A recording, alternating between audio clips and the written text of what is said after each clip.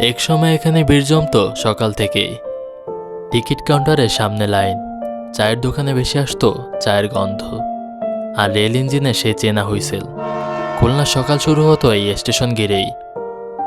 কিন্তু এখন এখানে শুধু নীরবতা, মরিচা ধরা রেল লাইন, বন্ধ টিকিট কাউন্টার, আর মিলান হয়ে যাওয়া সেই নাম ফলক, যেন খুলনার হারানো অতীতের এক নীরব প্রতিচ্ছবি। খুলনা পুরনো রেল স্টেশন। এটাই ছিল দক্ষিণ পশ্চিম বাংলাদেশের রেল যোগাযোগের সূচনা বিন্দু। ব্রিটিশ আমলে খুলনা থেকে দৌলতপুর, যশোর হয়ে কলকাতার রেলপথ তৈরি হয়, আর তখনই গড়ে ওঠে এই ছোট্ট স্টেশন শহরের প্রাণকেন্দ্র হয়ে। তখন রেলই ছিল খুলনার বাণিজ্যের প্রধান ভরসা। পাট, চাল, লবণ সবকিছুর যাত্রা শুরু হতো এখান থেকেই। শহরের অর্থনীতি, মানুষের জীবন সব ঘুরে বেড়াতো এই প্ল্যাটফর্মের চারপাশে। এখন হয়তো এই ট্রাকে আর ট্রেন চলে না, তবু এই মাটির নিচে লুকিয়ে আছে হাজার গল্প, প্রেম, বিদায়, স্বপ্ন। এই স্টেশন সাক্ষী ছিল খুলনার অনেক মুহূর্তের।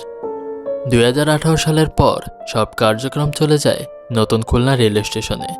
এরপর ধীরে ধীরে মানুষ হারিয়ে যায় এই জায়গা থেকে। ঘাসে ঢাকা লাইন আর ভাঙা ছাদটাই বলে দেয় কখন এখানে ছিল জীবনের কোলাহল। তবুও যারা খুলনার পুরনো শহর চেনে, তাদের কাছে এই জায়গাটা শুধু ইট পাথর নয়, এটা এক স্মৃতির গন্ধ, এক সময়ের ছোঁয়া।